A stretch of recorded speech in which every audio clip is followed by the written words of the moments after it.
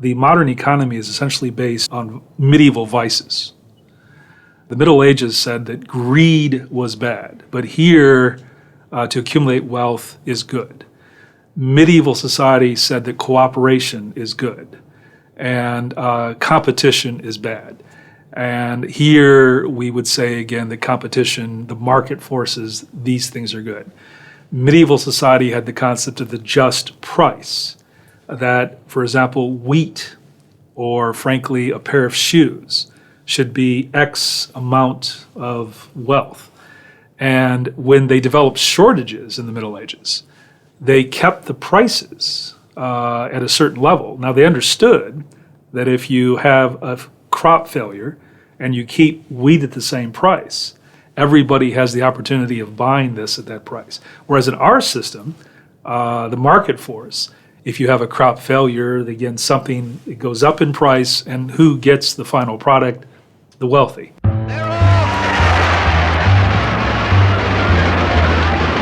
Closely bunched, the 9 thoroughbreds show their liking for today's track, which is dry and fast. No matter how you look at it, this is one of the races of the year. Tide Rips is taking the lead.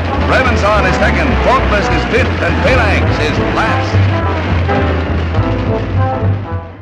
Gambling is a medieval vice, and I have to confess, I invest in stocks myself, but essentially what the stock market represents is essentially playing the horses for the middle and upper classes. For example, if I invest X dollars of Ford Motor Corporation, I'm not really performing any real labor, but I'm expecting a payment, which in Aristotle's mind, he argued that usury was actually, and the Middle Ages agreed with this, interest on money is actually a form of theft, because the person who loans the money is not really, or I should say lends the money, is not really actually doing anything to make the wealth increase. So I would say, again, our modern economy is this network of medieval vices. We call it capitalism. And certain people know the rules of the game and can profit from it.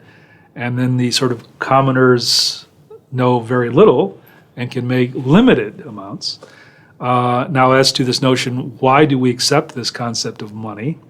It's regrettably, humans like to think that they question things, but they really don't. It reminds me, as a university professor, I noticed that this concept endlessly. Students come into university thinking that the word skeptic means disbelieving in religion.